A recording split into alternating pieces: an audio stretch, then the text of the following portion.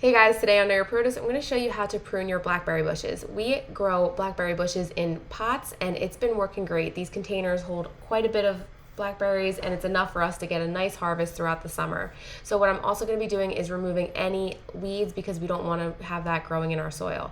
This is a cane that produced fruit this year and we're removing that so this way it's not inhibiting anything for next year. That is beautiful new growth that will grow blackberries next year. And again, here is another one that grew this year, taking that off as well. So you want to just make sure that you're getting all those dead canes off. The best time to do this is usually around the fall or even winter.